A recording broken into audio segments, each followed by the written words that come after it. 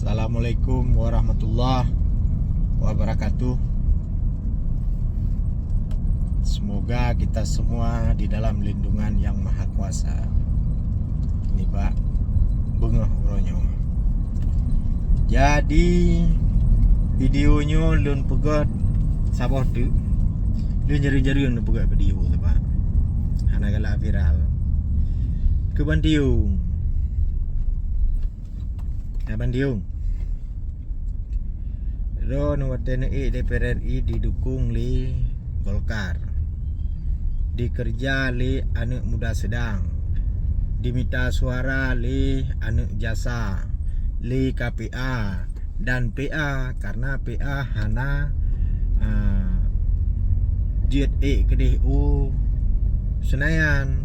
Tanyo PA jet Demiang sagai. Mio kedih singkil subuh salam Haja Tenggara sagai. Jadi drone lah keterwakilan kamu Acehnya, terutama daripada KPA-PA. Drone lah sebagai penyambung lidah kamu Didi. Yang lu nak tanya ban-bannya Bapak Menteri Olahraga, mantan Ketua AMPI Pusat Bung Ditu Aryatejo diucapkan selamat atas terpilihnya Mualim Dekfat sebagai Gubernur Aceh. Olehnya ada beberapa partai politik lain yang berseberangan dengan Mualim juga diucapkan selamat.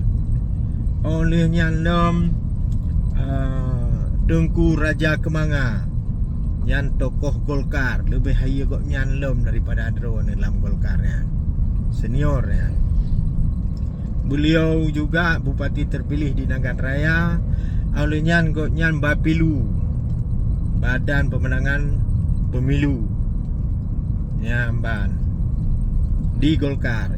Beliau juga sudah mengucapkan selamat untuk Mualim Nyamban. Idro ne pun nedeng lo. Kan ucapkan laju. Pumale ne.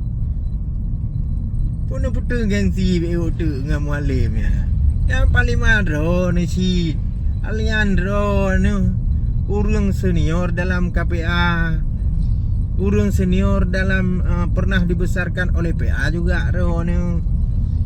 Yan ban, yan bertelung nikat oleh patu nusuk jas, nah, nudong siap maju mengucapkan selamat atas terpilihnya Haji Muzakir Manaf dan Fadlullah alias Dekfat sebagai Gubernur Aceh 2025-2030. Sehingga tu selamat uka Haji Muzakir Manaf Mualim Dekfat.